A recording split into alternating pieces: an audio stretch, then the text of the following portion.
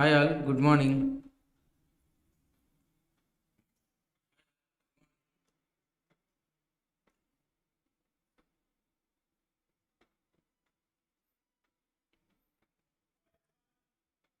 Okay, sir, I hope you have completed the capital gains and business restructuring part.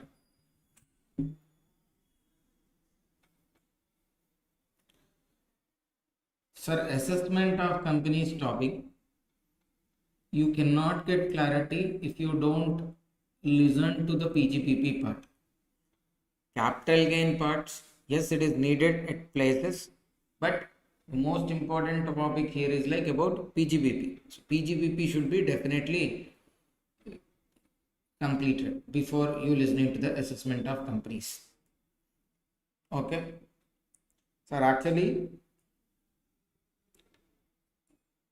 here we have assessment related to companies, individual, HUF,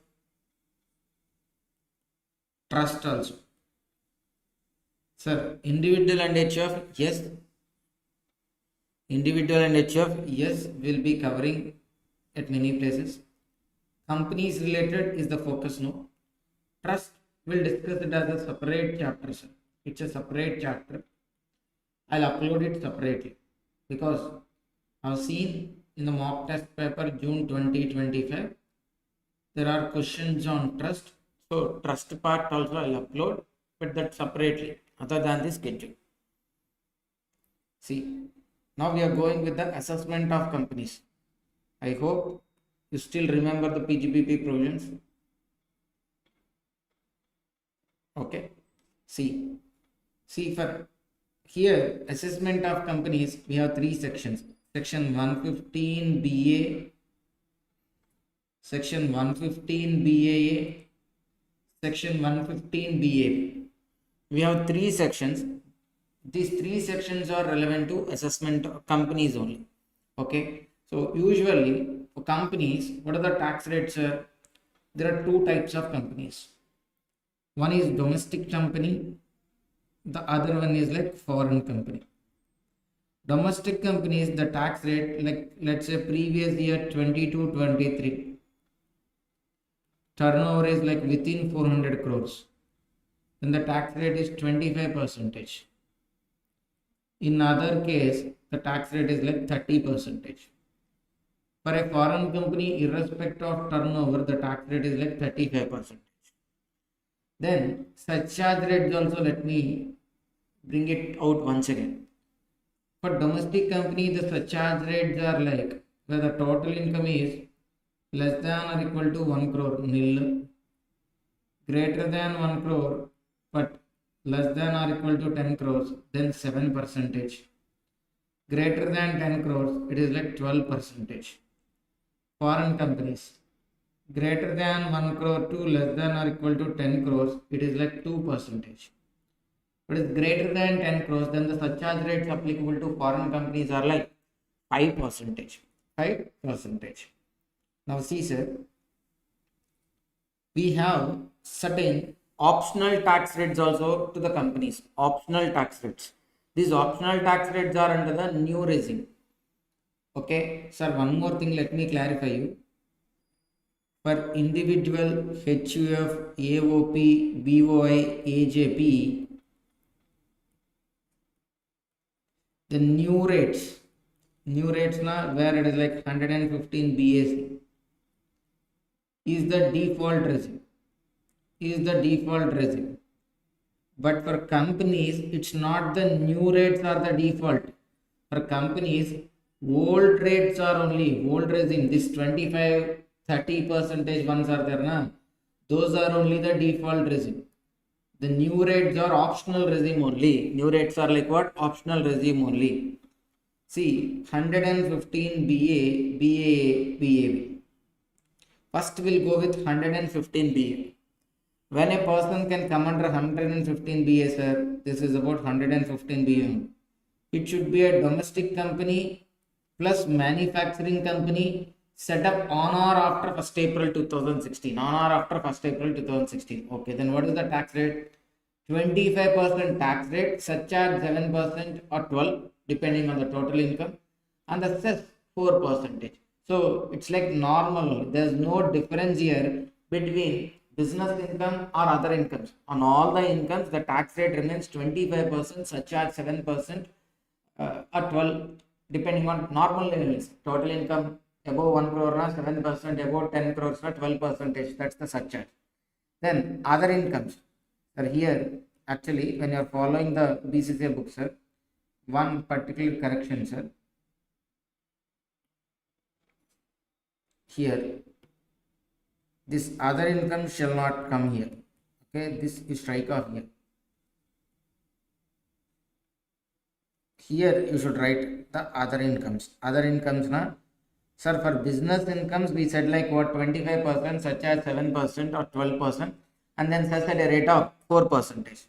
Then for other incomes, what are called other incomes are income from other sources or income from house property are called as other incomes. Okay, these are also taxed at what rate? Normal rates only.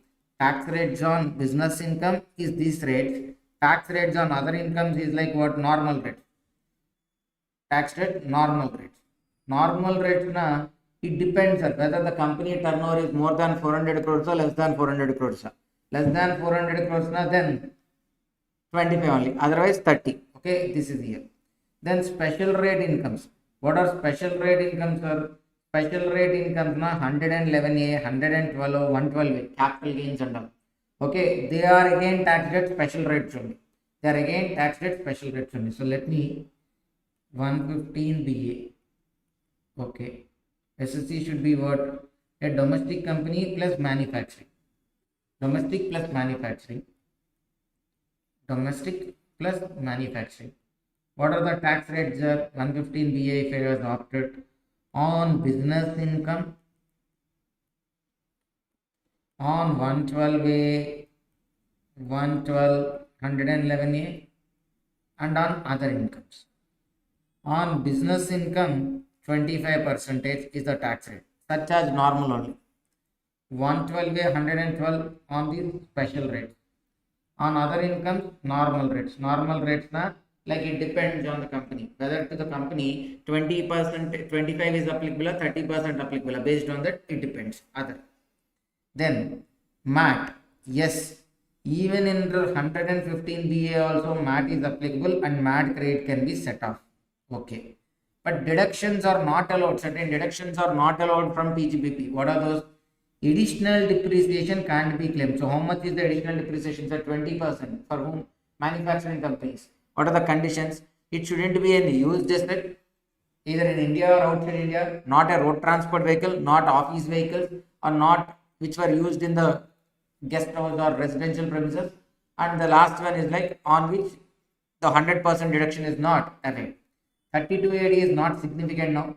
33 AB and 33 ABA are relevant to amounts transferred to special reserves. What are the amounts transferred to special reserves? For tea, coffee, rubber board, na, there 40% of their profits are amount transferred. 33 ABA, site restoration fund. 20% of the profits are amount transferred. Whichever is lower can be claimed as deduction. 33 ABA. 35. Under 35, 2 points are there. One is like in-house scientific research expenditure, and the second one is like contributions made. To whom the contributions are made? The contributions made to a research association, university, college for carrying out scientific research or social statistical research, or else to a university or laboratory, or to a domestic company which is into R&D. Those contributions are not allowed if they opt for 115BA. Then 35 AD. 35 AD is about what? Specified businesses. 100% capex can be availed as deduction. That is not available. 35 CCC. 35 CCC is about what? Agricultural extension project. Any amount spent for agricultural extension project not allowed as deduction. 35 CCD. Skill development project not allowed. And even section 10A. Section 10A is what? For the unit located in SEZ, 100% of their profits are eligible for exemption. That is also not available. Okay, all these PGBP deductions are not available. So remember, sir, because these are common for all the three sections. What are those not available, sir? Once again I am writing additional depreciation not allowed. Then 33AB and 33ABA. What is 33AB and 33ABA? 33ABA is like contribution or transfer to special reserve with respect to tea, coffee, rubber, those industries, those particular businesses. 33ABA is about site restoration fund, transfer to site restoration fund for whom? Oil, gas and other mineral exploration companies. 33AB, 33ABA. Then what else is not available? Section 35, not fully in-house research expenditure na allowed as deduction, but contributions made. Contributions, those are not allowed. Then 35AD deduction, not available. 35AD deduction is also not available. Then 35CCC. What is 35CCC is about? It's about agri extension project related expenditure. And then 35CCD. What is 35CCD? Skill development program. A skill development program, if any expenditure is sent, that is also not eligible as deduction. So all these are not eligible if SSC has opted either 115 BA, 115 BAA and then 115 BAB. Any of these three sections has been opted, then all these PGBP related deductions are not available. Then chapter 6A. Under chapter 6A, sir, which deductions are not allowed? Sir, let us be specific only to 115 BA, which is not, any of the deductions are not allowed. Only 80 JJAA is allowed. What is 80 JJAA? 80 JJAA is about additional employee cost into 30% can be availed as deduction. For whom any SSC to whom 44AD tax audit is applicable can avail this deduction 80 JJA. Additional employee cost into 30% can be availed as deduction. Then how do an SSC can exercise this option? By filing 10 IB. This has to be filed before due date of filing ITR. Need to be filled before due date of filing ITR. Then withdrawal or shifting of this option. Once SSC has availed this option, he can only move to 115 BA. He cannot withdraw from the optional regime completely. He continues to be there in the optional regimes only. Okay, but only option is like he can shift from 115 BA to BAA. Then once exercised, it can't be withdrawn. Then brought forward loss is deemed to be set off. I mean, let's say sir, previous year 24-25 you have opted to 115 BA. Okay, whereas in previous year 22-23, 23-24 you have business loss as well as unabsorbed depreciation. How much? Here 10 lakhs unabsorbed business loss, 23-24 another 8 lakhs is there. Unabsorbed depreciation, here some 25 lakhs, here some 22 lakhs is there. Now what they are saying, like once they have chosen to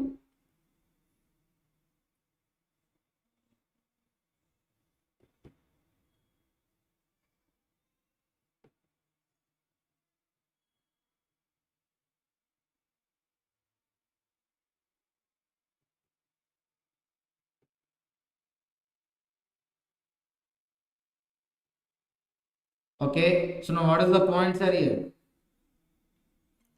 Okay, this business loss 10 lakhs, 8 lakhs is there na. Now once they choose to 115 BA, this won't be eligible for set off. This will be considered as automatically set off. Again, they can't avail this set off. Then unabsorbed depreciation is there na. How much? This 25 lakhs and 22 lakhs. Then unabsorbed depreciation 25 lakhs and 22 lakhs can be set off. Okay, this is eligible for set off only. Whereas the business loss is not eligible. See, brought forward loss deemed to be set off. No, it is assumed as like already set off. Whereas unabsorbed depreciation can't be set off. Then, if at all they have a chance of claiming more than 40% depreciation also, that is restricted to 40% only. Okay, if any conditions are not satisfied, then option is invalid. Normal tax rates only applicable. The option is like what? Invalid. Normal tax is only applicable. This is about what? 115 BA. So what is the tax rate for 115 BA? Tax rate 25%, surcharge normal only. Special rate incomes like capital gains 112A, 112, 111A, special rates only, I mean 12.5, 12.5, and then 20% after 23rd July. Then normal incomes, normal rates only. Normal rates na, if at all no 115 BA, what rates would be applicable? Those rates only applicable. Then once they have exercised this option, they can't come back. Which chapter 6 deductions are available? Only 80 JJA. Which PGBP deductions are not available? Additional depreciation, then contribution to tea, coffee, rubber development fund, site restoration funds, 35 contributions, section 35 AD businesses, 35 AD benefit, and then contributions for amount spent on agri extension project or VRS, sorry, not VRS, skill development projects, and then 10A exemption, all these are not available. Understand, sir?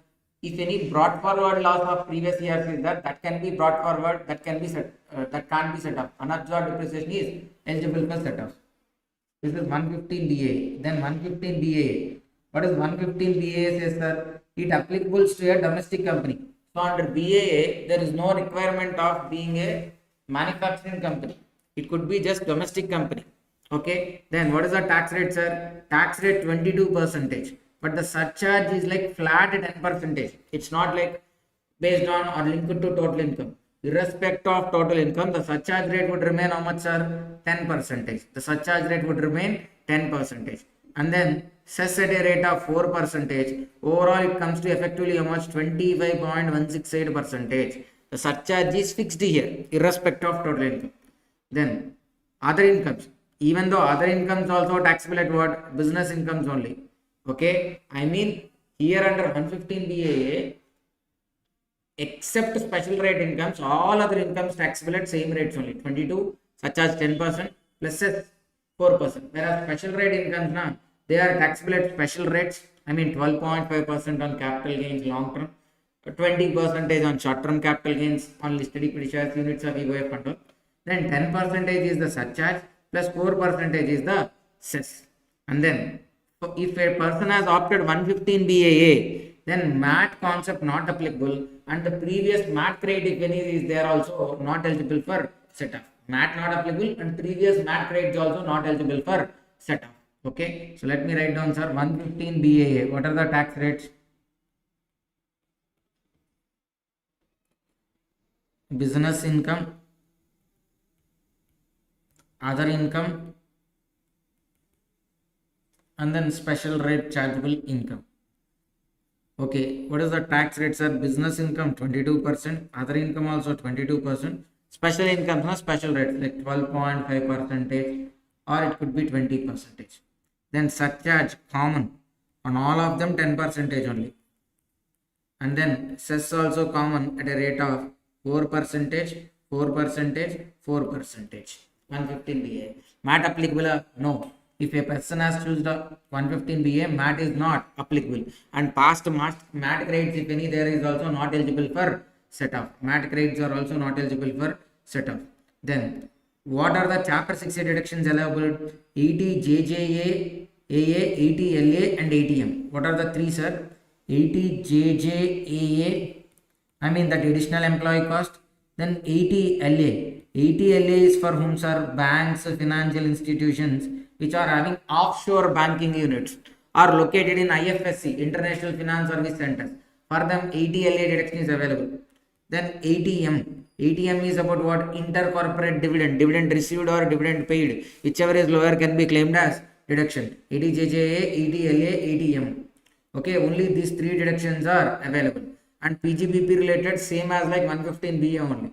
Exercising option. How do they exercise option? By filling 10 IC form. Then can they withdraw from this option once exercised? No, there is no withdrawal. They continues to be there under the same only.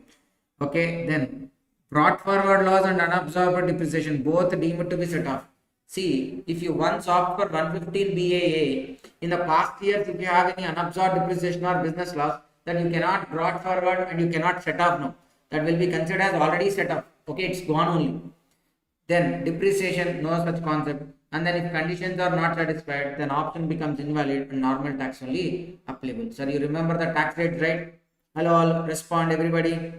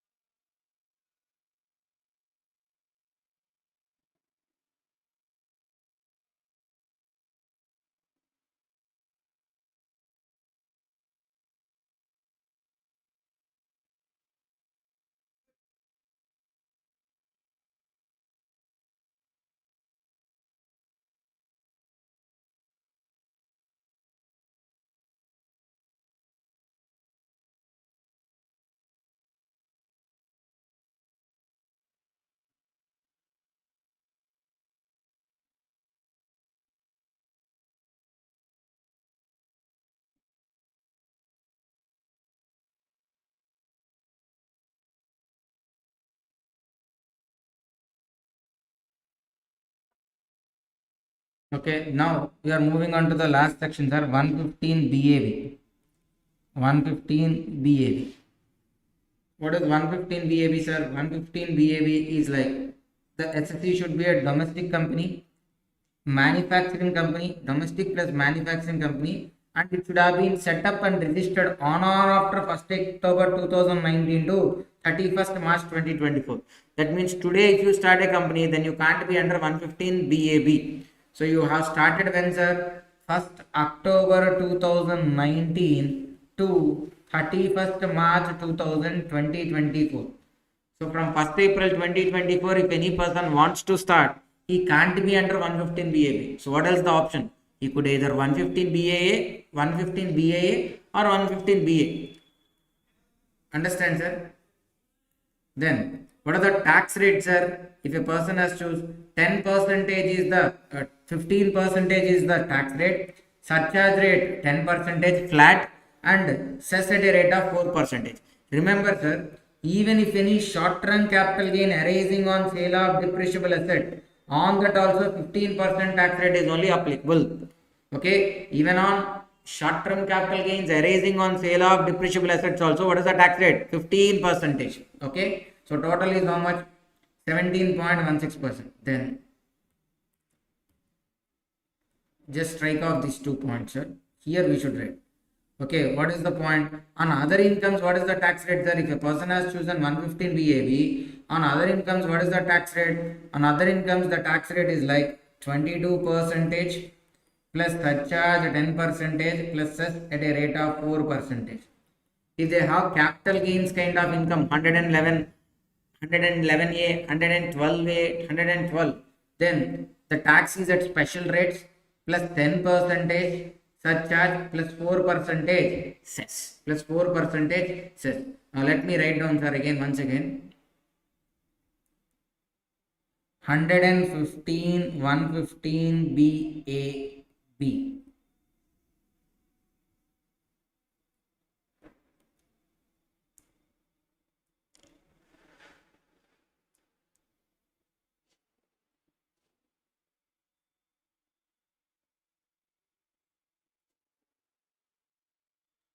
$115 BAB. What are the tax rates there under 115 BAB? Normal tax rate is like 15 percentage. It is when business income, on business income. If at all they have special rate incomes and other special rate incomes, on them what is the tax rate, sir? Special rates only 12.5 percentage or 20 percentage. Okay, here 15% not only on business income, sir, plus, okay, 15 percentage on business income plus short-term capital gain on depreciable assets. Short-term capital gain that will be arising on depreciable assets. Then other incomes, the tax rate remains how much? 22 percentage. 22 percentage. Then surcharge rate remains same. 10 percentage common in all the places. 10%, 10%, 10%. Then cess at a rate of 4 percentage here, 4 percentage here also 4 percentage. Fine. Then here also MAT not applicable and MAT credit cannot be set off also. All the PGPP which we already said, additional depreciation 33 AB, ABA, 35 contributions, 35 AD, CCC, CCD and 10 AA, these are not allowed.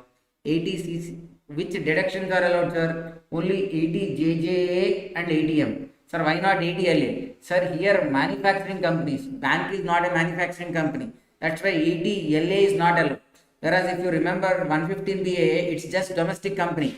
I mean non-manufacturing companies also can come under 115 BAA. So if that is the case, how much are here? MAT.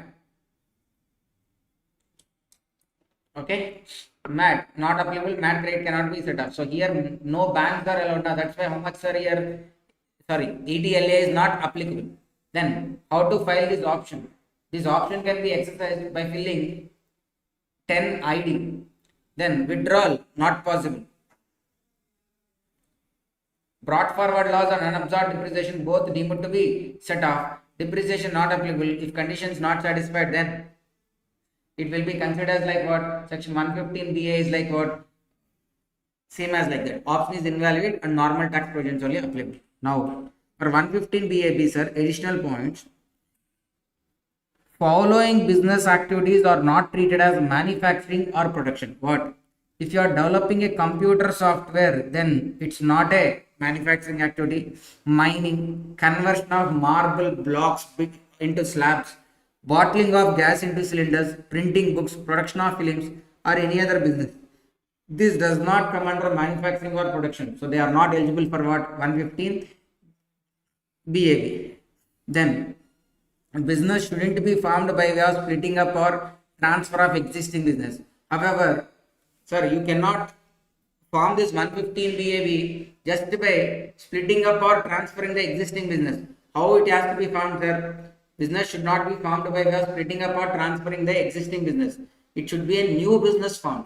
However, out of the total assets purchased, 20% of the plant and machinery can be old. Total out of them, 20% of the plant and machinery can be old.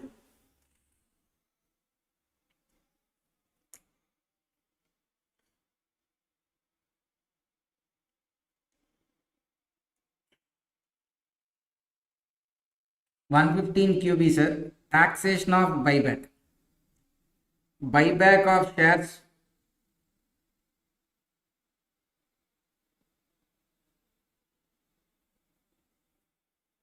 by foreign company. It's not foreign company, by foreign company.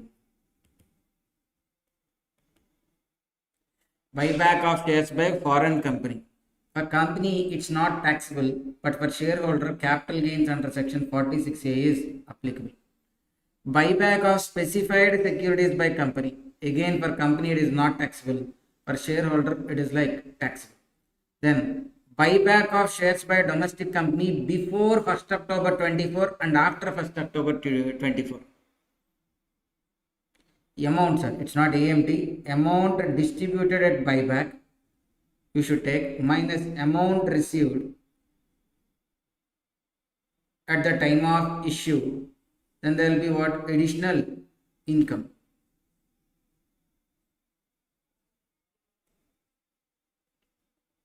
Sir, at the time of buyback, before 1st October, let's say issue price of share is like 100. Company bought back or buyback for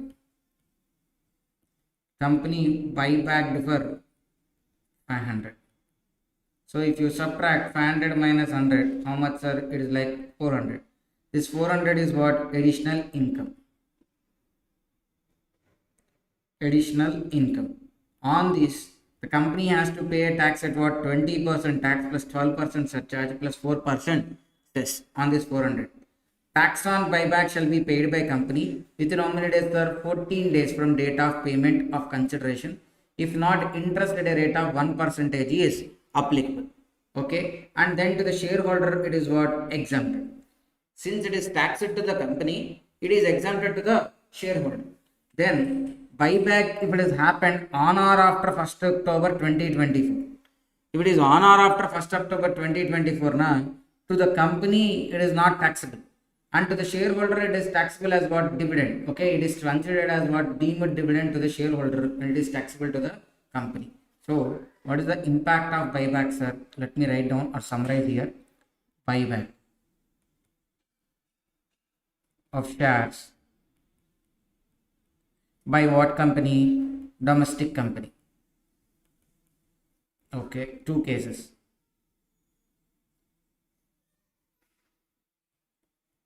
Before 1st October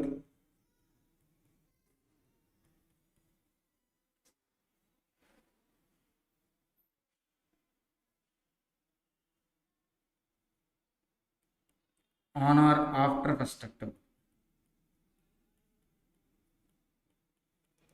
On or after 1st October. It is like before 1st October now. How do we treat? Before 1st October now, taxable to company.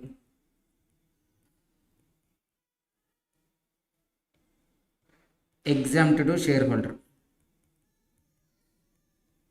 Exempt to shareholder. How it is taxable to company? What is taxable to company na? Tax rate 20 percentage. Tax rate 20 percentage C plus 12% surcharge plus 4% cess. Company on or after 1st October, not taxable to company. Not taxable to company. To whom? Shareholder, it is taxable as what? Deemed dividend. So deemed dividend na other income, so it is taxable as like normal income only to the shareholder. Shareholder taxable as what? Deemed income. I hope everybody understood this concept also.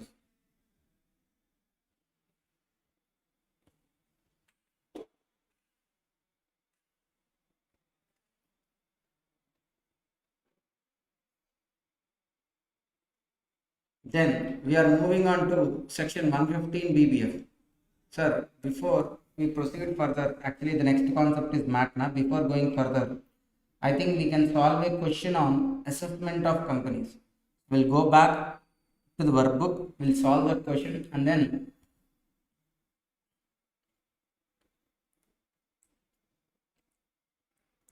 so which question? Sir, it's an important question, sir. Everybody should try it also. If you have BCCA book, fine. Otherwise, this question you will find it on the institute study material, sir. Question, okay? I don't know the.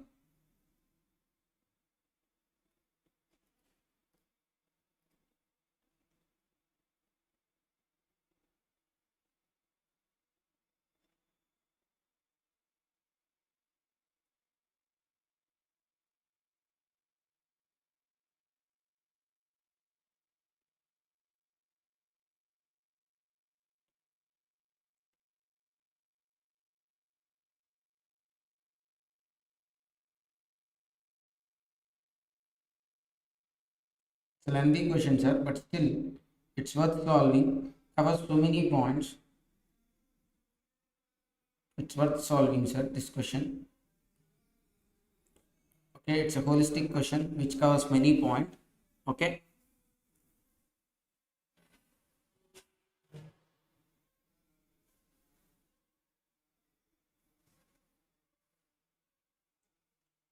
See, Shivam Limited is a manufacturing company engaged in the manufacturing of leather products since 1st November 2021 in the state of Karnataka.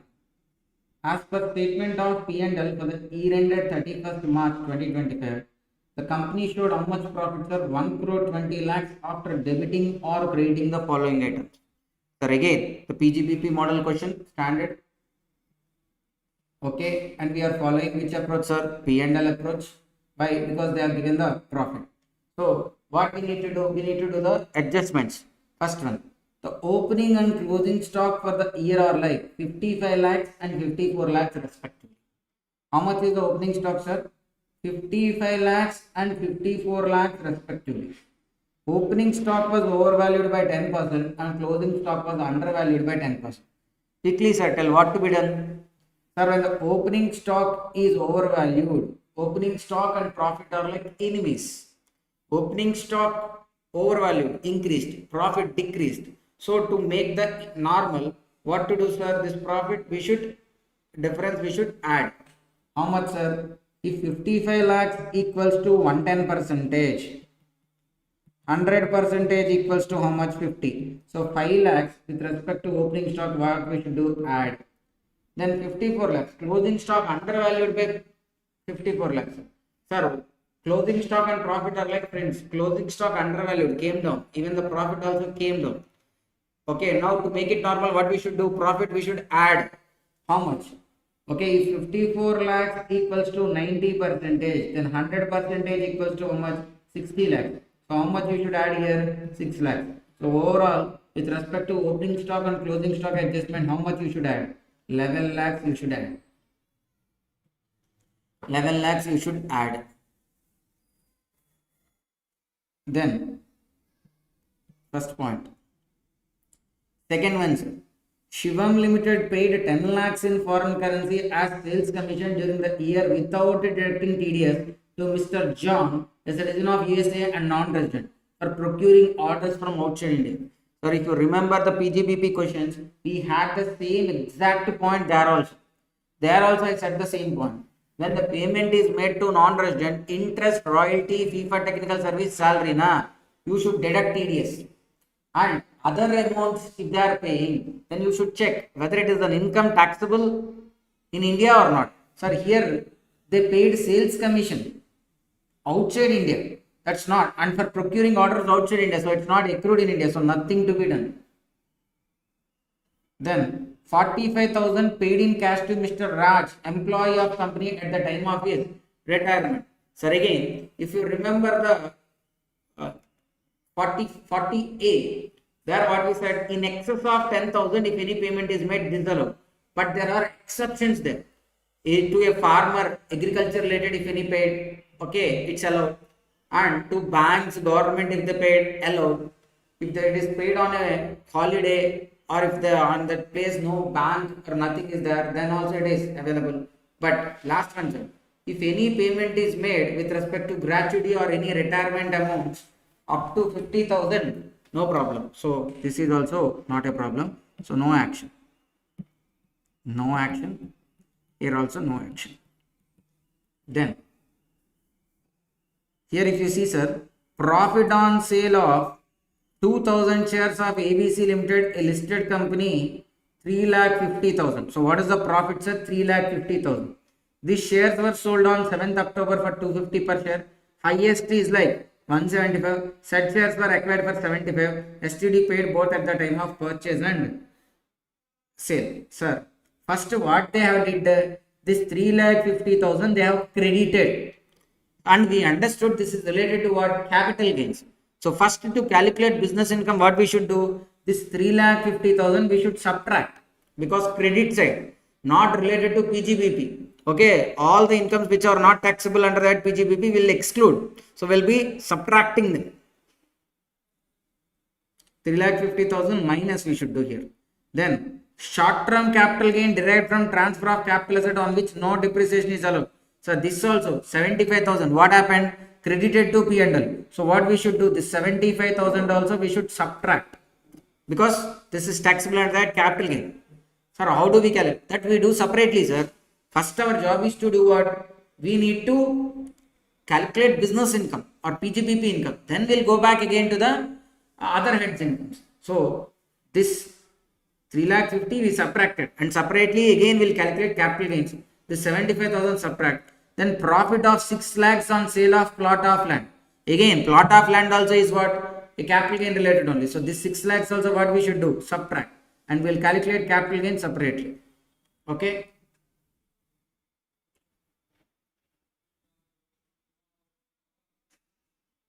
And then this, sir, credits to statement of P&L account include dividend of 50,000 from a domestic company. So what we should do? This 50,000 also we should what? Subtract.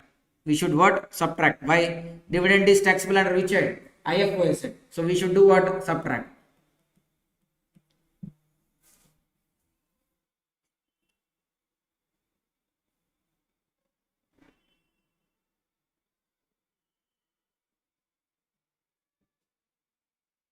Then rupees 20,000 paid for expenses in connection with inauguration of a new branch opened for expanding the business. For expanding the business, okay, a new branch is opened. Sir, when new branch is opened, sir, new branch is different, new company, new business, no undertaking is different. So new branch, it is part of revenue expenditure only. So it is allowed only, nothing to be done. New, it's not new company, or it's not like new undertaking. It's like revenue expenditure only, new branch. So allowed, nothing to be done. Then an amount of rupees 5 lakhs was paid to manager of the company under VRS. What they debited, sir? 5 lakhs they have debited. But VRS expenditure, what to be done, sir? 1/5 only allowed. Only 1/5 allowed. So what we should do? The balance 4 lakhs we should do what? Add back. 4 lakhs we should do what? Add back. Then interest of rupees 75,000 paid by bank remittance on deposits made by non-resident buyers of goods manufactured by the company. The said payments were made outside India. The said payments were paid outside India without deduction of tax. Without deduction of tax. Sir, here again non-resident only. But what is it? Interest. So interest, royalty, fee for technical service, na, it is what taxable in India, na? Yes, taxable. So TDS didn't deduct it. So 100% is allowed. So what we should do, sir? 75,000 we should what? Add back. Then market to market loss amounting to 6 lakhs in respect of an unsettled liability contract, derivative contract. Sir, with respect to this derivative contracts will not recognize mark to market loss. Any mark to market loss is also there. We'll be doing what? Add back. We'll be adding back. So for total 6 lakh, what you should do? Add back the 6 lakhs. Total 6 lakhs you should do what? Add back.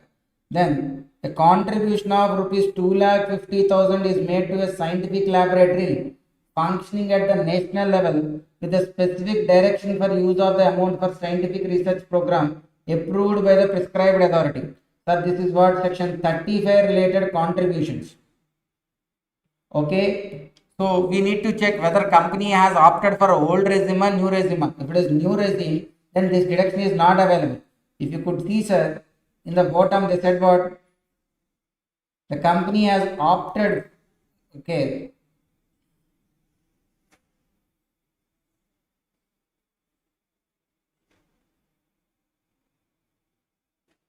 opted concessional tax rate and exemption from MAT under section what? 115 BAB. So it was said like what? 115 BAB. So 115 BAB, na, this deduction of 2,50,000 contribution allowed? No. So what we should do? Add back. Add back 2,50,000.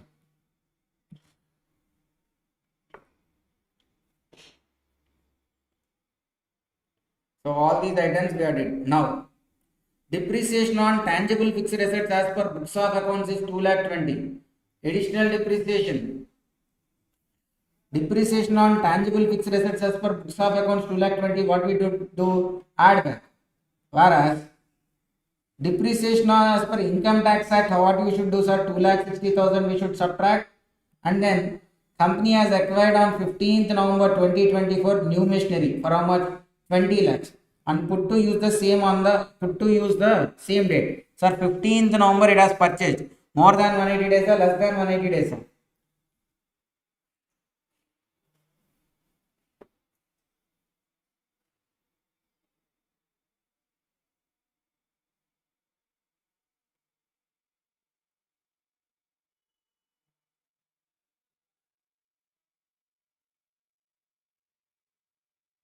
Less than 180. So this depreciation on it is restricted to what? 50%.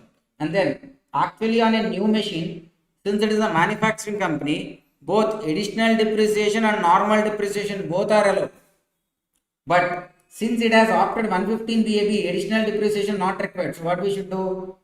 20 lakhs into 7.5 percentage. How much? 20 lakhs into 7.5 percentage. It's like 1,50,000. So we should subtract 2,60,000 and even 1,50,000.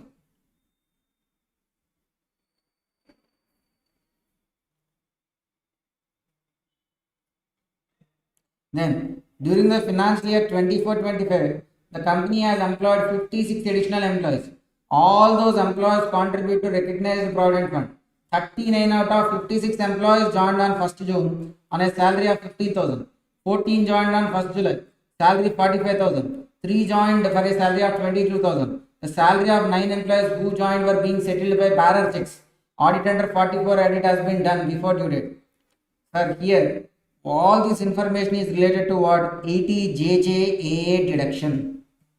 Sir, does 80JJAA deduction is available under new regime? Yes.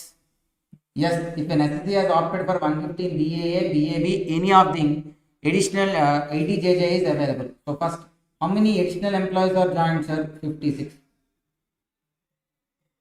56. Out of this 56, all these employees contribute to RPF. No, okay, fine. 39 out of 56 joined on 1st June. out of this 39 employees joined on when? 1st June 2024, 39 employees joined. Fine. For what salary, sir? For this 39 employees, the salary is how much? 15,000 per month. Okay, fine. Then 14 joined on 1st July 2024. 14 employees joined on when? 1st July 2024. Okay.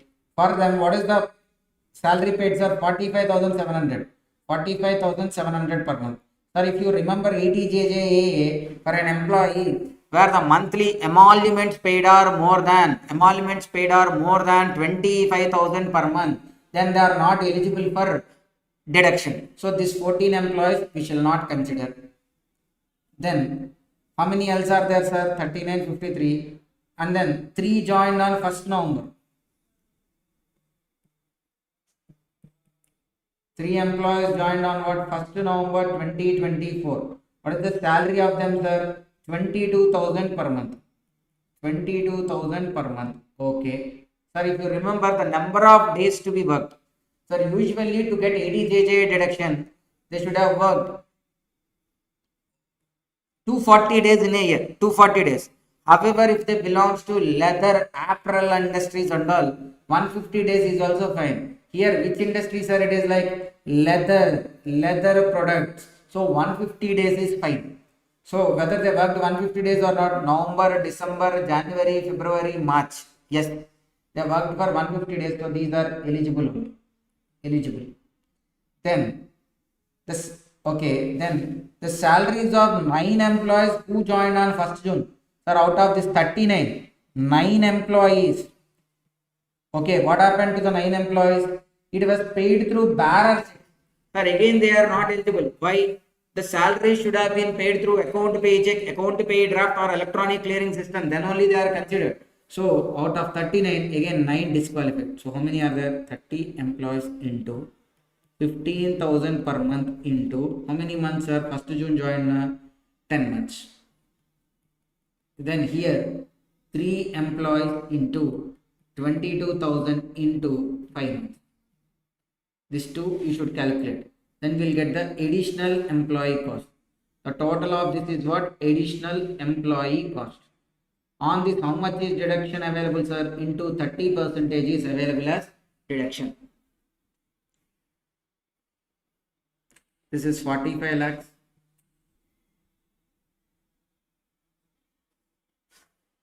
This is like 3.3 lakhs. So total it is like 48 lakh 80,000, right? Into 30%.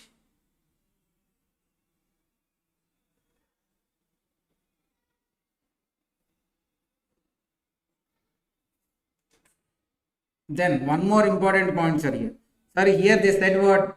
The salaries of 9 employees is paid through what? Bearer checks.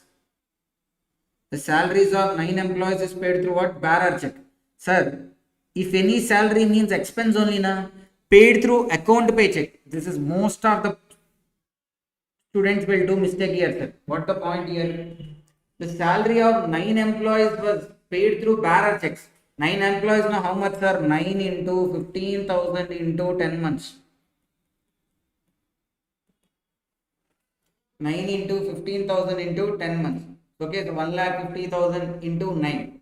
So it's like 13,50,000. This 13,50,000 is paid through what? Bearer checks. Not through account pay checks and account pay drafts. And to each employee it is more than how much, sir? 1,50,000 only, na? More than 1,50,000. Sorry, more than 10,000. More than 10,000 in a day. So that's why it is what disallowed under 40A. So this 13,50,000 we should add back while calculating accounting profit. This point will miss. Why? We think like this C point is completely related to 80JJA only. Okay, even though this salary is paid in other than specified mode also, we'll consider only from 80JJA perspective. We'll forget about the normal point. But understand, sir, normal point is like what? Normal PGBP provisions is like any amount in excess of 10,000 in a single day in any mode other than account pay check, account pay draft, electronic clearing system disallowed. So this 13,50,000 also what we should do? We should remember and separately we should add back. Then the company has paid through bank 1,20,000 to National Fund for Rural Development. Sir, it is contributed National Fund for Rural Development. Okay, so 80 GJA deduction actually should come, but since it is opted for new regime 80 GJ, okay, if it is already debited to P&L also no problem, sir, it is allowed only. Why? Any amount contributed for rural development, no problem, it need not to be add back. Which is disallowed, sir? Agricultural extension project and skill development project only disallowed. So those has to be, sir, 80. Sir, if you remember, sir, 35 CCC and CCD are not provided. CCC is about agri extension project. CCD is about skill development. Those are not allowed. But rural development related allowed only. So nothing to be done with respect to D point. Okay. So now if you go through the questions, sir, all the points will get. Okay. Stock related 11 lakhs added.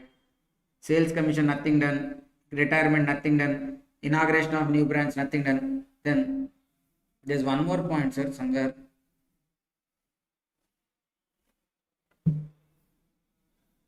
This 9th point, sir, I didn't discuss, right? 20,000 paid as penalty to government for company's failure in performance of contract. For company's failure in what? Performance of a contract within stipulated time. Sir, usually penalty, you think like we need to add back. But when the penalties has to be added back, sir, there is no provision stating like penalty has to be added back outright. The provision says like if it is a violation of law, then you should add back. If it is what? Violation of law. Here there is a contract breach. There is no violation of law. Since there is no violation of law, this 20,000 need not to be add back. Simply ignore. Okay. Then VRS 1/5 only allowed, balance 4/5 added back, interest paid to non-resident buyers added back, salary paid through employers through bearer checks 13 lakh 50 added back, mark to market loss 6 lakh added back, contribution to national laboratory.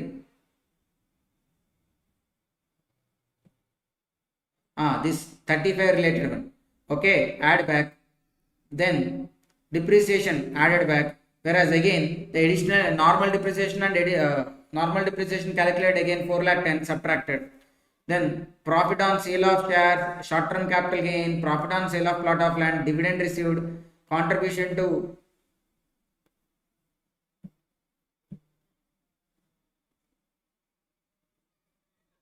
this 4 has to be subtracted, sir. This is fine, clear.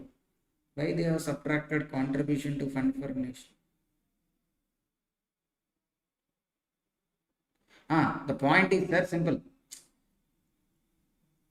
Sir, this contribution, okay, what I said is like wrong, sir. If it is already to debited to P&L, then nothing to be done. Sir, what I said, allowed part is correct on. But see, if it is already debited to P&L, then nothing to be done. But if they given in additional information, it means what? It's not already debited to P&L. So what we should do? We should debit to P&L. That means we should subtract. That's why we have subtracted this 1,20,000 also here. So we got PGBP incomes total. Okay. Then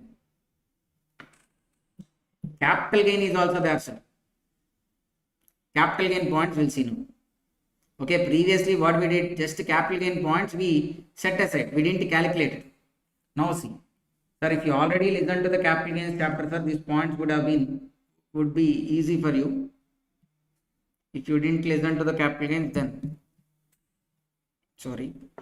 Profit on sale of 2,000 shares of a listed company for how much, sir? 3 lakh 50. So what is the sale consideration on sale of? Okay, profit only given there straight away 3 lakh 50. These shares were sold on 7th October for 250 per share. So what is the sale value? 2,000 into 250. 2,000 into 250. How much, sir? 5 lakhs, right? 5 lakhs. Then they were traded at stock exchange at 175 per share. The such shares were acquired at 75 per share on 10th June 2016. Sir, with respect to cost of acquisition for listed equity shares, there is a separate provision which says like what? There is like a step 1 and step 2. We should calculate cost of acquisition in 2 steps. First one is like what?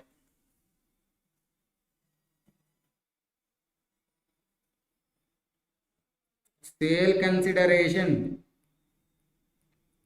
or fair market value as on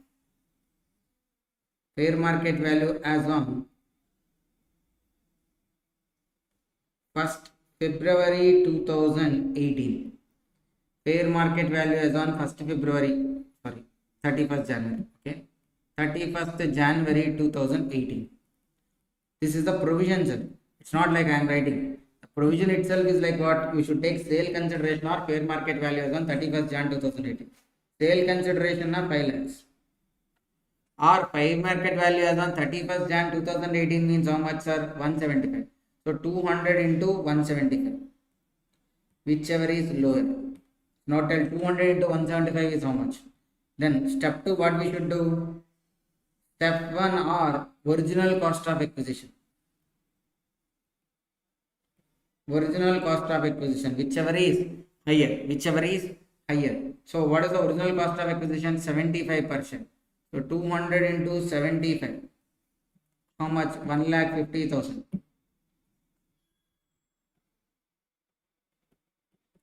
Whereas this is like how much? 3,50,000. What we should do? We should subtract cost of acquisition 3,50,000. Then you will get the resulting long-term capital gain as 1,50,000. Sir, I explained this in the capital gains chapter. How this provision came, why we are calculating cost of acquisition in this different way. Everything I explained where in the PGBP part. Okay. So in the capital gains part. So if you have any doubts with this provision, you can go to the capital gains chapter and refer back that provision. Capital gain on sale of listed equity shares. Okay. So 1,50,000 is the long-term capital gain. So this we should take separately. Then what else given, sir? Short-term capital gain on transfer of capital asset. Separately they given non-depreciable asset. Short-term capital gain 75,000. Sir, it's depreciable asset or non-depreciable asset? No depreciation is allowed. So it's a non-depreciable asset. Then profit of 6 lakhs on sale of plot of land to MSLP Limited, a domestic company, the entire shares of which are held by the SSC company. Sir, entire shares are held by SSC company, nothing but what? Wholly owned subsidiary. So when there is any transfer of asset from wholly owned subsidiary to holding or subsidiary to holding or holding to subsidiary, and the recipient Indian company is an Indian company, that is not even a transfer. So since it is not a transfer, no capital gain arrests. Third one. Okay. So finally we have what? Long-term capital gain 1,50,000, short-term capital gain. This long-term capital gain under 112A, short-term capital gain under 111. So short-term capital gain under 111 means special rate or normal rate? Normal rate. Normal rate. Okay. So now if you see, sir, here we got 1,43,90,000 as the PGBP. Then long-term capital gain 1,50,000, short-term capital gain 75, so total 2,25,000. Then you will forget this dividend point, sir. If you remember, we have subtracted 50,000 dividend. Why it was credited to P&L? So separately under IFRS at 50,000 if you take, the total income is 1,46,65,000. From there 80 JJA deduction if you subtract 14,49,000, it comes to 1,32,16,000. Then tax also has to be calculated, sir. If you remember, sir, 115 BAV, how the tax has to be calculated? 115 BAV. 3 types of incomes are there. What are the 3 types? Business income, then special rate incomes, others. What is the business income here having, sir? This fellow 1,43,90,000 minus 80 JJA deduction from this only will provide. So if you subtract 80 JJA deduction from there, okay, how much is the normal income, sir? Okay, 1,29,41,000 is the normal income. Sorry, normal business income. 1,29,41,000 plus, okay, special rate incomes. What is the special rate incomes? Are 1,50,000, which is the 112A income. Then other incomes. Yes, normal short-term capital gain and dividend. How much it is? Like 75 plus 50, 1,25,000. What is the tax rate? This business income is taxable at a rate of 15% plus 10% surcharge plus cess at rate of 4%. This special income First 1,25,000 is what? Not taxable. So balance 25,000 into 12.5 percentage plus 10% surcharge plus 4% cess. Whereas other income 1,25,000 is taxable at 22% plus 10% surcharge plus 4% cess. See, like this they have calculated the whole tax also here. Long term capital gain related, others related, okay, then the business income related, then surcharge at 10%, cess 4%. Overall, the liability is like 22,55,070. Sir, able to got this point, right?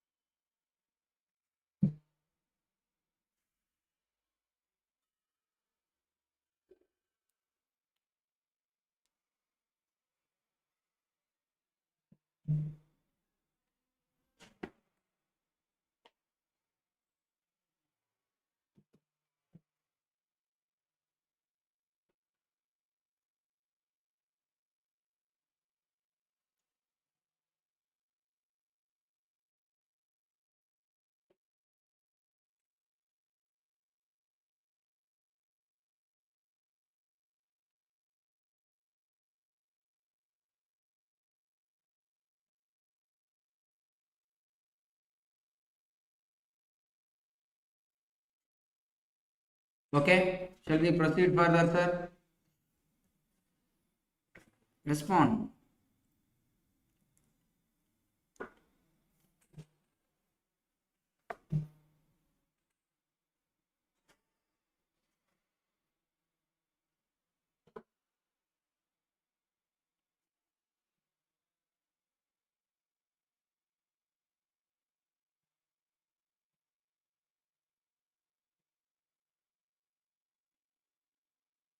Okay, so now we'll go into the concept of MAT, sir. But before going into MAT, let me explain you the 115 BBF section. Sir, 115 BBF is like what? Tax on royalty income from patent. Eligible person is like a resident SSE. If a resident SSE receives royalty from patent, which is developed by him or partly developed by him, okay, from the patent he developed or he is a part of development, he is getting royalty, and such patent is registered in India. Then to encourage this kind of scientists who are into this research development and technologies development, they are giving concessional tax rate on the royalty incomes. So what is the tax rate? The royalty 10% is the tax rate on them. Surcharge and cess normally as applicable only. But from those royalty income, no expense is allowed to be allowed to be subtracted. The gross royalty income is taxable at a rate of 10% plus surcharge plus cess. Then, sir, this part in the material, this is nothing but about the understanding business trust model. Okay, business trust. So what happens, sir? Let's say there could be a real estate investment trust, business trust, or investment trust. So there will be different people. It could be a company, firm, any person, A, B Limited, C, E. They'll give funds to the trust.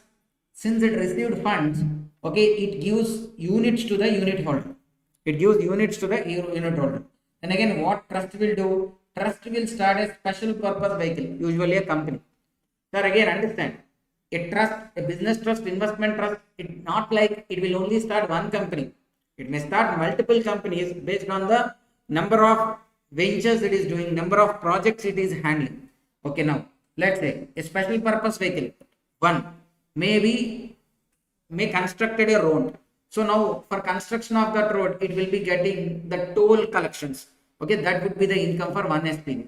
And then there is another SPV which may be constructed a real estate infrastructure project. Okay, a commercial complex. From there again it might be getting rental income. So like that there may be multiple special purpose vehicles. Okay. Now whatever the toll collections, rent received, everything, this SPV will be again giving it as dividend to the trust, either in the name of dividend, rent, interest. Okay, but whatever the SPV pays it to trust, it is exempted to the trust fund. Then it pays back again to the unit holders. Then to when it is paid to unit holders, it is like what, tax. So whatever the income received through trust, business trust and all, not taxable. It has a pass-through status. So it's just from the SPV, it might be taxed. And SPV when it gives to REIT, not taxable. REIT again it gives to unit holders, it's not taxable, but unit holders it is taxable. Okay, this is the concept of business trust. Now MAT.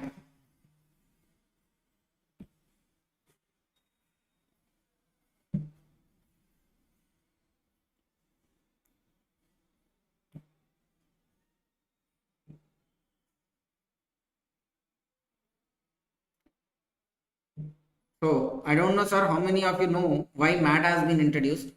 Okay, but let me tell you, sir, clearly why MAT has been introduced. Quickly only.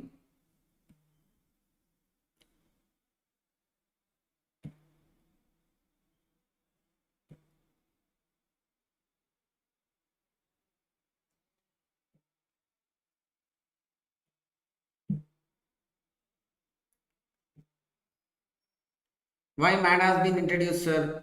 Sir, the main reason for introducing MAT is like reliance. If there is no reliance, then there is no MAT concept at that time. Maybe now, if not Reliance, maybe some other company might have did the same thing, and to counter them, MAT might have been introduced. But originally, MAT was introduced only to avoid or to mitigate the practices which were made by Reliance. So Reliance, you know or not, for the first 40 years from its incorporation, it didn't pay a single rupee as income tax. The first 40 years, it didn't pay a single rupee as income tax. That's how the company has planned the tax. Okay, see, always they'll be showing the book profit separately and IT profit separately. Every year, the book profits will be high. To the shareholders, there will be more so much of returns, but whereas the IT profit will always be like something like loss only, and they need not to pay any tax. Okay, now to counter this one, sir. Okay, in 1988-89, that time originally MAT has been introduced. Okay, you know what shocking is like? Even the MAT provisions also has been beaten by Reliance, and they didn't even paid income tax even after introducing MAT also. So they can counter even MAT provisions also. Okay, so what they did is like tax avoidance. So first you should understand what is tax avoidance, tax planning, and then tax evasion. Sir, tax evasion, you completely doing it fraudulently. Evasion. Like you'll provide fraud, fake documents, fraud claims, and all. Tax evasion. Then tax avoidance. Tax avoidance, you will not do something unlawful, but it's not ethically correct. I mean, you will defeat the law. You will not override the law, you will defeat the law. How you can defeat the law? So let's say there may be some loopholes in the tax. They might have framed the tax, or they might not covered it in a proper way. Then using those loopholes, tax avoidance will come.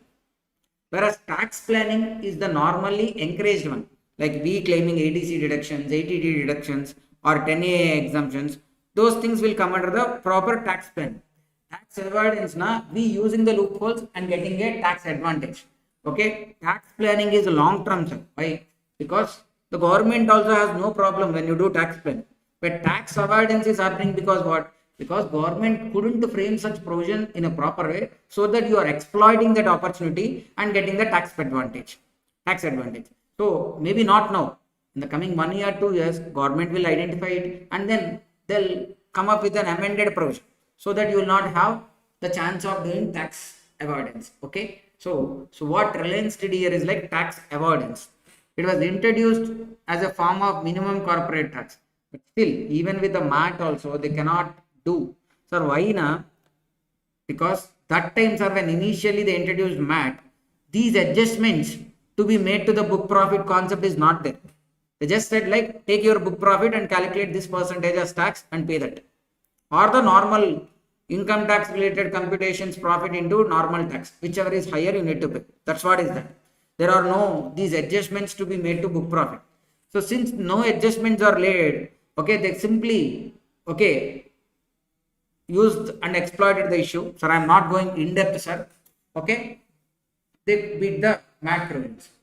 Okay, so then in 97, 98, sir, okay, it was, sir, continued till 1991 only. So 88, 89, 90, 89, 90, 1991, 3 years they introduced. But since the purpose is not achieved, even though they introduced, so what they did, they revoked the MAT.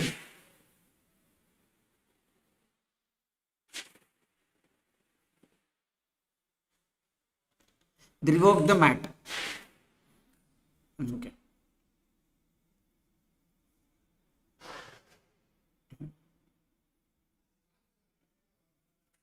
They revoked the MAT.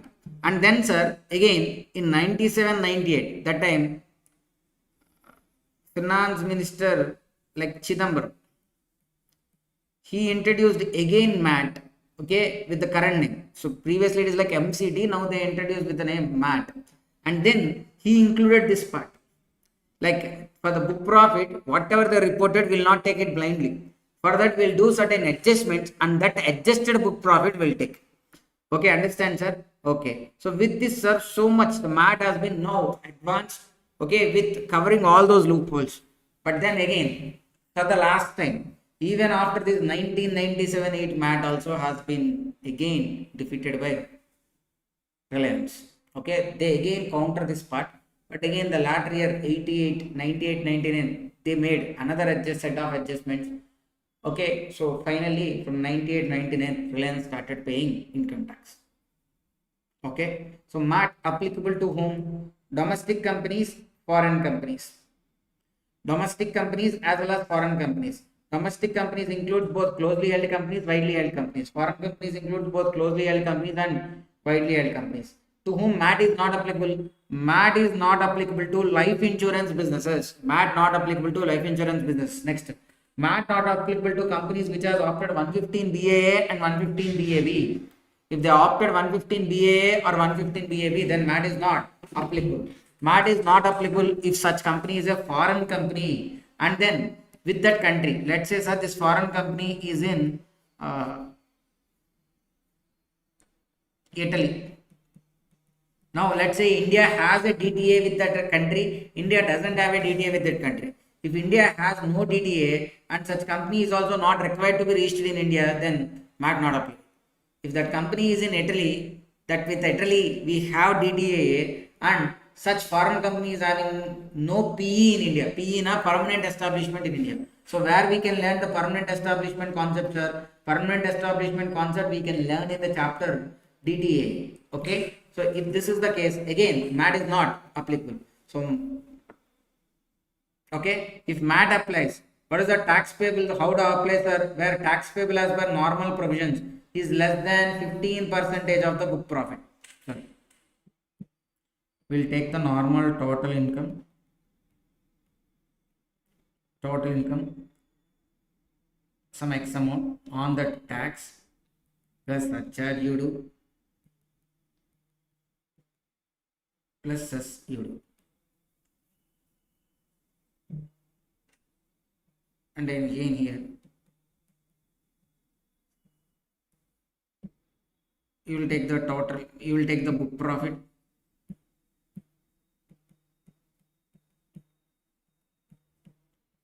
You will take the tax at what? 15% of book profit. Then surcharge. Then cess. You compare both. Which is higher, that you will pay. If 15% of book profit is higher, then you should pay. Okay. So MAT is applicable only when the tax payable is like normal provisions you compute, and then so normal provisions will applicable even in case of MAT also. So you should do in both the ways when MAT comes. And then what you should do? You should apply 15% on the book profit. Compare with the normal tax. Okay, so if you only applying 15%, there also you don't compare it with surcharge and cess. Just compare with the normal tax and match book profit into 15%. See, like this. This is the regular total income, 20 lakhs into normal tax, 6 lakhs. Whereas book profit na 70 lakhs into 15% na 10.5. So since book profit into 15% is higher, MAT is applicable. What is the rate of MAT? For domestic companies, the MAT rate is 15% on book profit. Foreign companies also 15% of book profit. And the surcharge rate, sir. Even if MAT applicable, surcharge applicable. When the total income exceeds, sir, when MAT is applicable, when MAT applies, then book profit is the deemed total income. Book profit is what? Deemed total income. So when the book profit is more than 1 crore, 7%, more than 10 crores, 12% is the surcharge rates. Foreign company, when the book profit is more than 1 crore, 2%, more than 10 crores, 5%. Thus remains common, 4%. Important point, sir, can be asked as an MCQ. For a unit located in an IFSC, if it derives income solely in convertible foreign exchange, then the MAT rate used to be how much, sir? 9%. Then the MAT rate used to be only 9%. If MAT is applicable, then book profit becomes the total income for tax calculation. Book profit 1 crore 10 lakhs. Then total income for MAT is like how much? 1 crore 10 lakhs. The regular total income will not consider again. Book profit. How do we consider, sir? Book profit means the profit which is considered as per statement of P&L prepared as per Schedule 3 of Companies Act. Prepared as per Schedule 3 of Companies Act. And then insurance, banking and electricity is companies for them Schedule 3 is not applicable. So they will prepare as per their respective acts. Then while preparing the annual accounts, accounting policies, accounting standards, depreciation methods, rate, all these shall be same as that have been adopted for preparing accounts. Whatever the methods you have taken, standards you have followed for presenting the books to shareholders, the same set of things has to be used for computing book profit also. Okay, then this explanations are, all these adjustments are important. Computation of book profit, for that we need to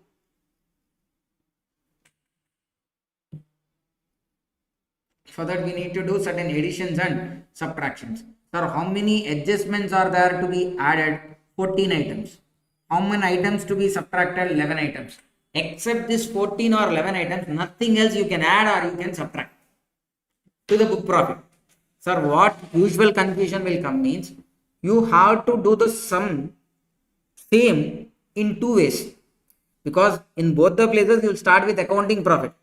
You have to do as per normal taxation provisions and then MAT provisions also. Normal provisions now you will go as per PGBP. Okay, whether expense is allowed or not. If any disallowance is there, then you will add back. Then again you will come to MAT. When you are doing MAT also, you will add back disallowances. That's wrong. You completely forget or remove PGBP from your mind when you are doing MAT.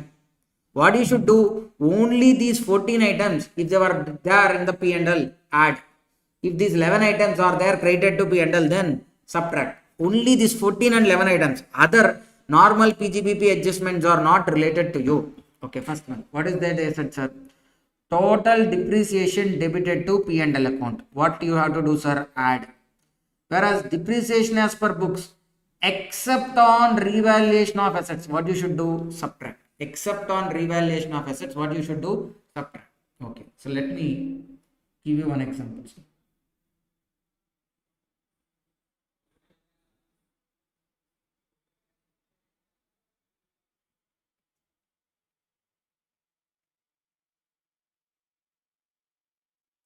Previous year 24-25, sir.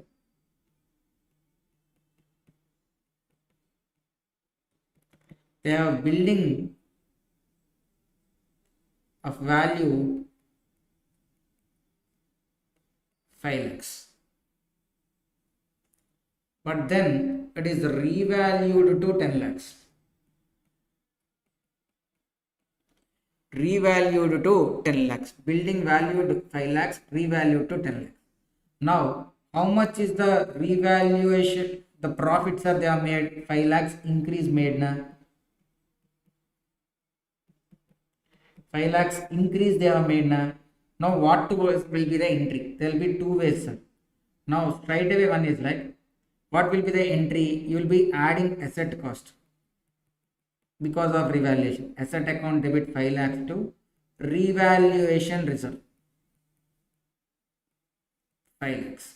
Why from 5 to 10 it became, sir? Okay, for you to let it be.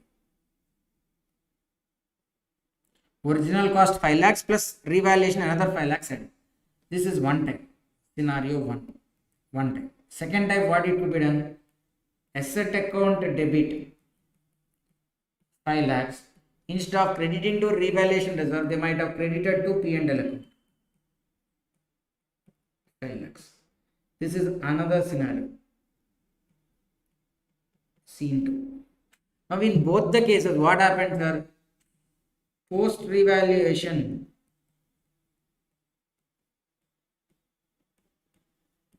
asset cost 10 lakhs.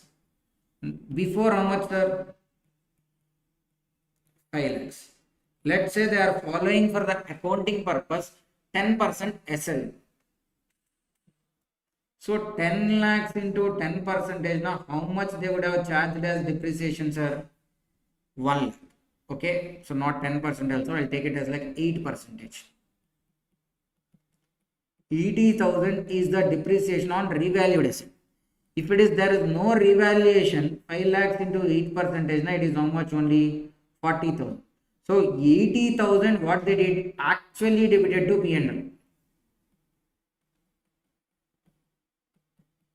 Whereas 40,000 is what? Without revaluation. 40,000 is what? Without revaluation. Now what they are saying, sir, you add back this 80,000 and subtract only 40. So what they are asking you to? They are asking you to do like, okay, the revaluation related 40,000 profit, okay, you are not considering here. For what? Post revaluation you are charging how much? 80,000 as expense. But what they are saying, like, no, you can't claim 80,000 as expense. You can claim only 40,000 as expense. So revaluation impact, what you did? Added back. Revaluation thing you have added back.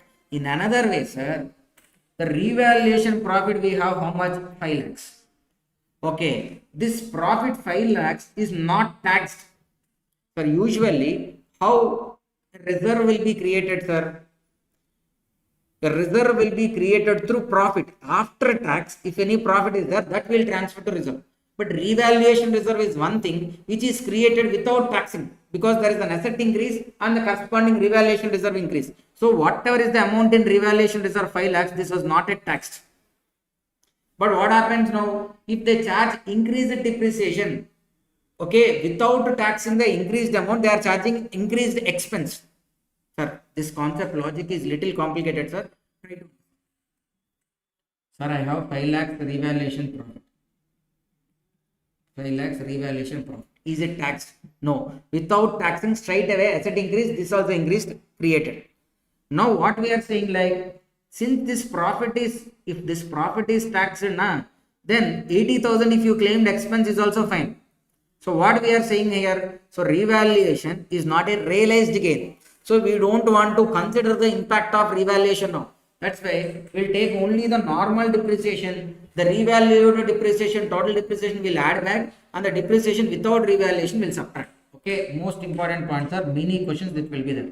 What we'll do? The total depreciation will add back, will subtract depreciation without revaluation. Then, if there are any section 10, 11, 12 related incomes which are exempted under section 10, 11, 12, okay, but except 10A, all other incomes, what we should do? Subtract. I mean, that's 10, 11. 10 exempted income, share of income from partnership from, okay, those kind of incomes, what we should do? Subtract. And the relevant expenses, if any, they are also, you should add back. Sir, we are like going like parallel item. Depreciation, what we should do? First add back, total. Without revaluation, subtract. Next, expenses incurred with respect to incomes under section 10, 11, 12, add back. Those incomes under 10, 11, 12, subtract. Then, if you have any income from AOP, subtract. And if you have any expenses, add back. Income from AOP na subtract. Expenses to earn income from AOP na subtract. Add back. Then deferred tax. Deferred tax, sir. Whichever the side you do, reverse. Okay, credit side na it is there, subtract. Debit side it is there na, add back. Then notional loss regarding units of business trust. If any notional gain is booked, notional gain also subtract. Notional loss, add back. Then royalty provisions are previously I discussed 10% tax rate. If such royalty income is there, subtract.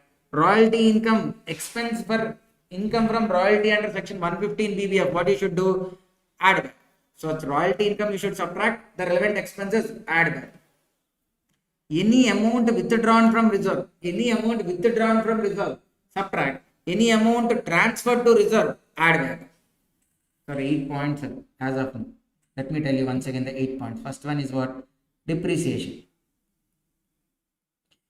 Okay, depreciation. Add adjustment will be there, minus also will be there. Total depreciation add back, without revaluation subtract. Then incomes under section 10, 11, 12. Incomes credited, subtract. Expenses, add back. Then third one, sir, share of income from AOP. What we should do, if any credited to P&L, subtract. The relevant expenses, add back. Fourth one, notional gain on business trust.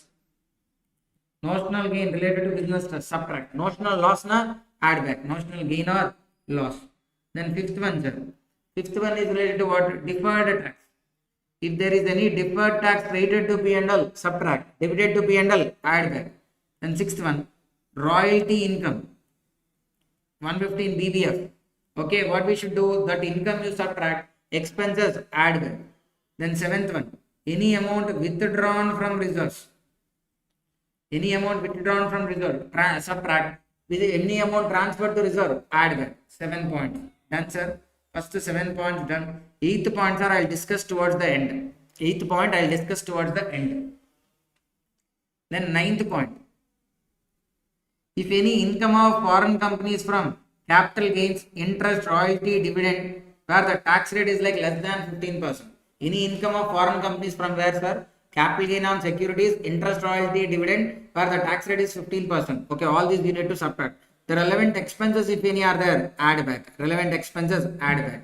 Then 9 points only, sir, common points, rest all different. See, now subtract. If any profit is there to sick industrial company, subtract. If any profit is there to a sick industrial company, subtract. Then lower of, sir, we should not subtract both. We should subtract only lower of one of these. What? Brought forward loss or unabsorbed depreciation. Lower of brought forward loss or unabsorbed depreciation. One among these two has to be subtracted. Lower of brought forward loss or unabsorbed depreciation. One among this has to be brought forward loss or unabsorbed depreciation. Lower of these two. One has to be what? Subtracted. You should not subtract both. Brought forward loss and unabsorbed depreciation. Lower of one thing has to be subtracted. If at all the company is into insolvency process, then both are eligible for subtracted, otherwise only whichever is lower. Okay, so let me tell you, sir, the total 11 items to be subtracted. First 11 la one item we didn't discuss, the 10. First one, depreciation other than revaluation you should subtract. Second one, incomes under section 10, 11, 12, subtract. Share of income from AOP, subtract. Deferred tax, if any credited to P&L, subtract. Then fifth one, royalty income is there, subtract. 115 BBF, subtract. Then you have notional gain credited to P&L, subtract. Any amount withdrawn from reserves, subtract. Then any capital gain arising to capital gain or incomes of a foreign company from capital gain on securities, interest, royalty, dividend, where the tax rate is less than 15%, subtract. 8 points. Then profit of sick industrial company, subtract. Then brought forward loss or unabsorbed depreciation, out of these two, whichever is lower can be subtracted. 11th point not yet discussed. Then this states, if any income tax paid or payable, provision for income tax, subtract, including interest, surcharge, cess on income tax. Okay, only income tax related subtract. Sorry, add back. Income tax related, all what you should do, add back. Tax paid, payable, provision, including interest, surcharges. What you should exclude? Penalty, you need not to subtract, add back. Securities, transaction tax, wealth tax need not to be added back. Then, if any dividend paid or proposed is there, add back. Then provision for unascertained liability or contingent liability. Sir, you are creating provision for an unascertained liability. The liability is not yet fixed. For that, if you are creating any provisions, what you should do? Add back. Then provision for diminution of value, like bad debts and all. That also you should do what? Add back. And loss for provision for loss of subsidiary, add back. Loss for actual loss of subsidiary or provision for loss of subsidiary also we should add back. Then sir, provision for gratuity, provision for leave salary, provision for warranty. If these are created based on actuarial valuations, then we cannot call them as unascertained. So that's why they need not to be added back. Sir, these last 4 points, sir, just because these are written in last, you need not consider them as unimportant, sir. Mostly, many of these questions, these 5 points will be there. Last also, even though they are in last, these 5 points are very much important. Income tax paid payable provisions, okay, including interest, surcharge, penalty need not to be added back, wealth tax, STT need not to be added back. Dividend paid or proposed, add back. Provision for unascertained liabilities or contingent liabilities, add back. If it is determined as per actuarial valuations, then fine, need not to add back. Provision for diminution in value, bad debts, add back. Loss of subsidiary or provision for loss of subsidiary, add back. Okay. Now, what are the debit items? Are 13 items. Actually, 14. Revaluation we'll discuss at last. Depreciation, full depreciation, add back. The next one, expenses related to section 10, 11, 12 incomes, add back. Then expense related to share of income from AOP, add back. Notional loss debited to P&L, add back with respect to business trust. Then deferred tax if any debited, add back. Then royalty income related expenses if any debited, add back. Any amount transferred to reserves, add back. 7 constant.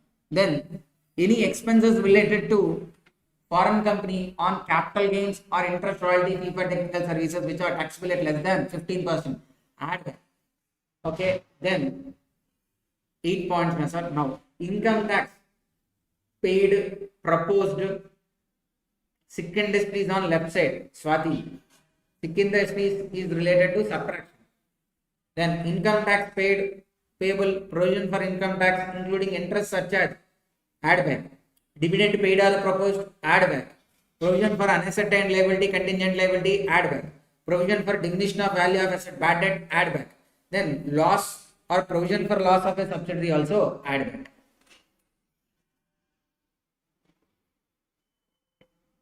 So the important points, sir. I am writing only the important points, sir, now, which were most frequent in the questions. Depreciation point, section 10, 11, 12 related point. Then unabsorbed depreciation, brought forward loss point. Whichever is lower only we can subtract. Then fourth one, income tax, that provisions and all, add back. Fifth one is related to unascertained liabilities, diminution in value of assets.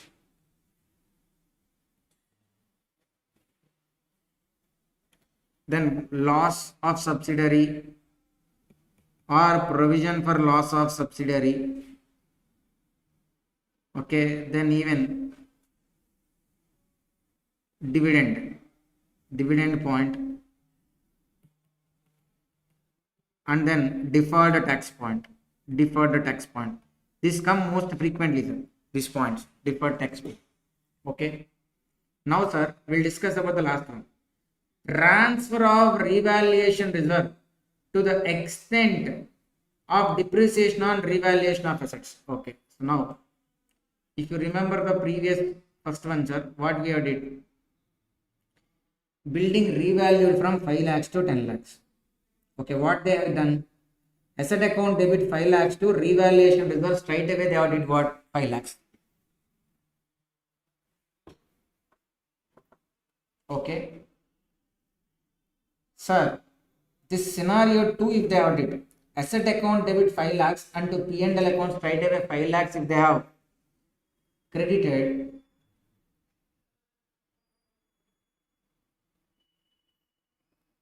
then no problem, leave it like that.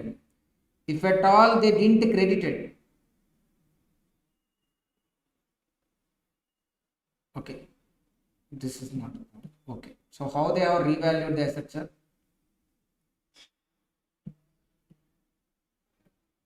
Asset account debit to revaluation reserve 5 lakhs. Okay. Now what company is doing now every year to the P&L?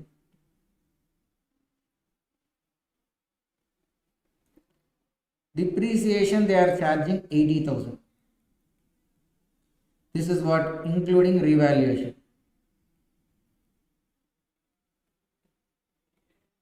Then every year there is a credit of transfer from revaluation reserve. So they have created revaluation reserve for 5 lakhs. Na? That 5 lakhs every year to compensate the extra depreciation that might impact because of depreciation. Every year they are bringing the revaluation reserve also to the profit. How much? Let's say they brought 1 lakh. They brought 1 lakh. So now what they are doing, sir, depreciation side, with respect to depreciation side, what we are did, 40,000 only we have allowed here. The other 40,000 what we did, add back. 40,000 we have added back. Transfer of, okay, if any depreciation is there, what we did, normal depreciation, okay, a total depreciation 80,000 will add back, and we'll subtract what, without revaluation 40,000 will be subtracted. Okay, this is for the depreciation adjustment. Then now there is a credit side. Every year the company is doing what, since there is a revaluation reserve created. Now on increased asset cost, depreciation is being charged. Every year certain part of revaluation reserve is also brought to P&L.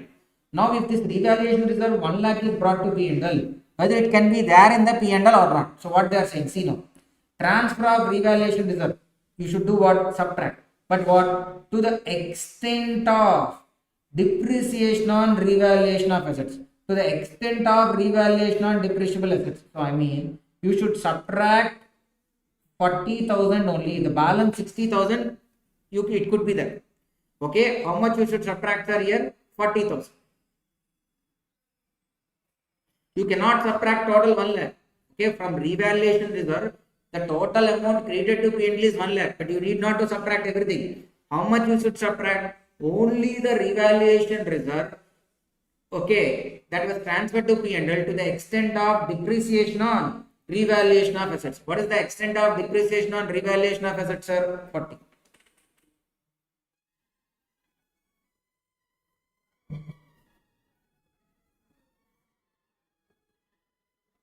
Sir, why we are doing this? Sir, why we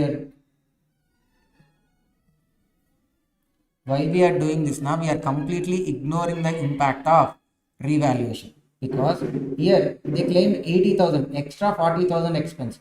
That extra 40,000 expense we reversed by adding back 40. Here that revaluation related impact also, so completely related to revaluation, whatever is the impact is there, that we are nullifying by subtracting here 40. Now what is the debit side, sir? If any balance is there on revaluation reserve on disposal of or retirement of asset and not created to P&L, then what you should do, you add to the profit. Because on on disposal of asset, if any profit is there, that can be taxed. So that's why on asset disposal also, if still there is revaluation reserve balance and not created to P&L, that we could add.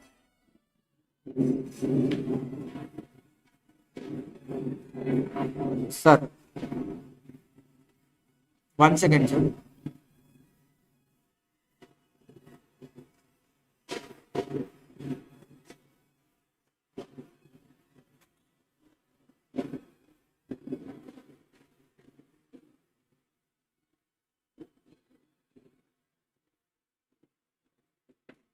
So does my voice is audible or is it disturbing? Because as I said yesterday also, right?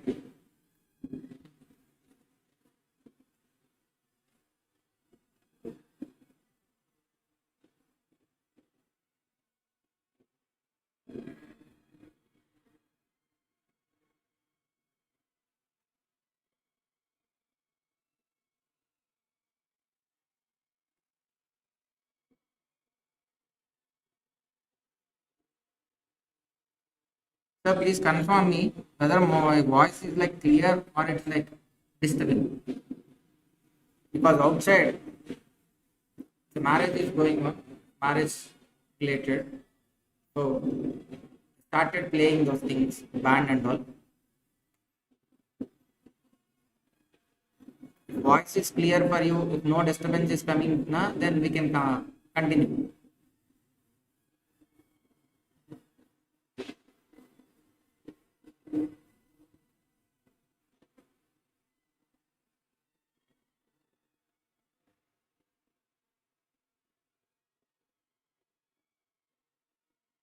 Hello all.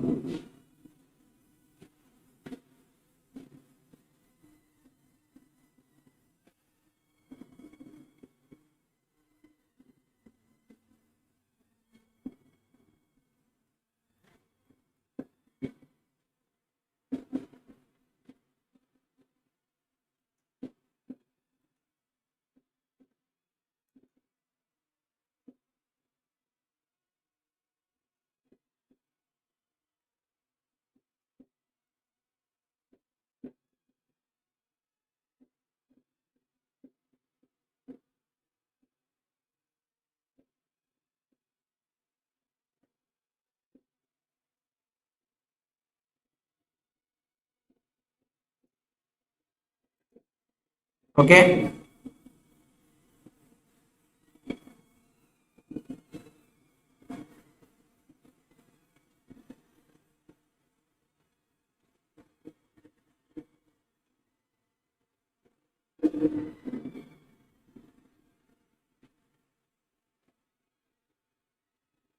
Okay. See. So mat related, sir, total how many adjustments we need to do? 14 editions and we need to do 14 editions and 11 subtractions. This you need to remember, sir. Depreciation, add back. Depreciation excluding revaluation. Point number 1. Point number 2. Incomes under section 10, 11, 12 subtract. Then expenses related to section 10, 11, 12 subtract. Sir, 14 are there, but I am writing only here the important ones. Not writing everything, important ones. Deferred tax, if anything is credited to P&L. Deferred tax, if anything is debited to P&L. Deferred tax. Then amount withdrawn from reserve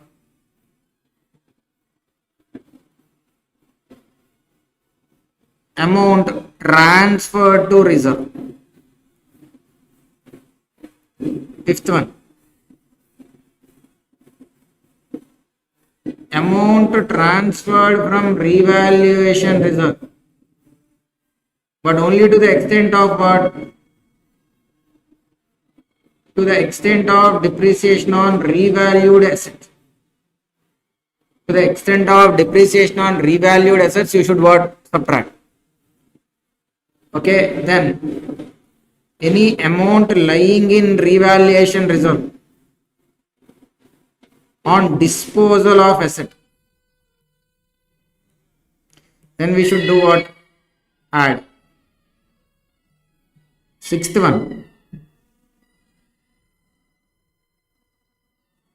Sixth one, from sixth onwards, so these are not common points, separate one. Here, sixth, what you should do? Unabsorbed depreciation or brought forward loss as per books of accounts and not as per income tax. Whichever is lower can be subtracted. Here, income tax related. Seventh one is like dividend related, proposed dividend or dividend paid. Eighth one is about unascertained liabilities. Ninth one is like for diminution of value of assets. Diminution of value of assets. Then 10th one is like diminution of value of assets. Then the 10th one is like what, sir? Loss or provision for loss of subsidiary. Okay, so out of 14 items, this 10 and this side, these 6 points are very important. Okay, then MAT credit. Sir, in any year, if MAT is greater than normal income tax, then excess shall be treated as MAT credit. So let's say MAT, including tax plus surcharge plus cess, equal to, let's say, some 14 lakhs. On book profit, tax plus surcharge plus cess is equal to 14 lakhs. Whereas as per normal income tax, tax plus surcharge plus cess is only 11 lakh 30,000. Then what is the difference here, sir? What is the difference here? 2 lakh 70,000 is there, na? This 2 lakh 70,000 is what? MAT credit. This 2 lakh 70,000. The MAT tax, including surcharge and cess paid over and above the normal income tax, 2 lakh 70,000 is there, na? This is called as what? MAT credit. And this MAT credit can be carried forward. For how long? The MAT credit can be set off in a year in which can be carried forward for 15 years, and it can be set off in the year in which normal income tax payable is to the extent of normal income tax MAT in that year. So you can set off in a year, but to what extent you can set off?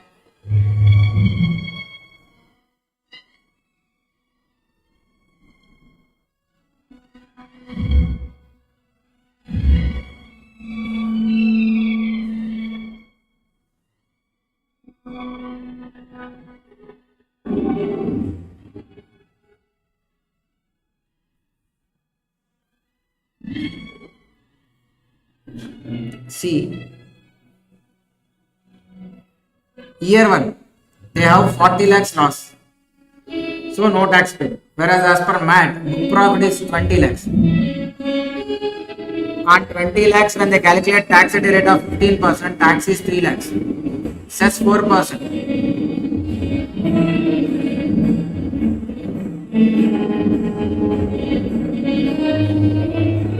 Sir, I don't know whether you are able to hear it or not, because for me my voice itself is not audible. It's like slow loud.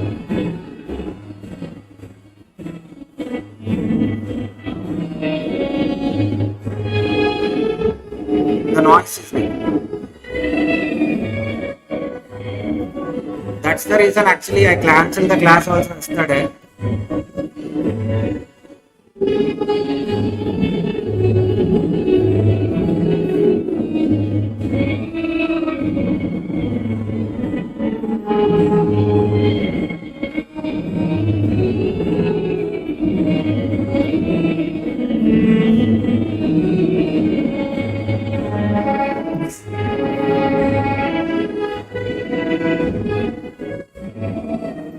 Guys,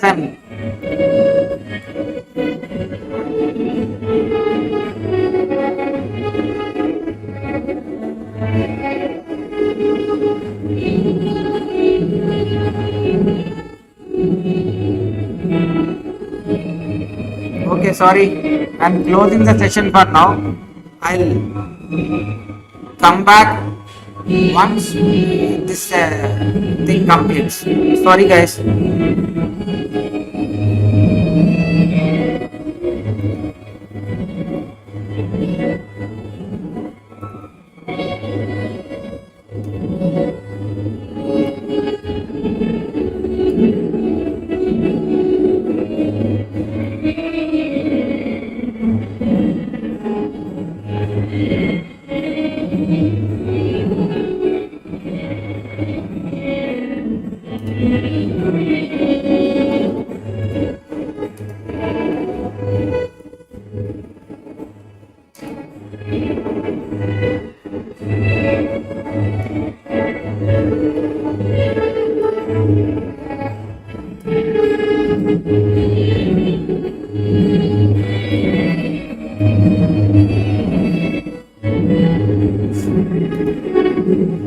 Yes, ma'am. Thank you all.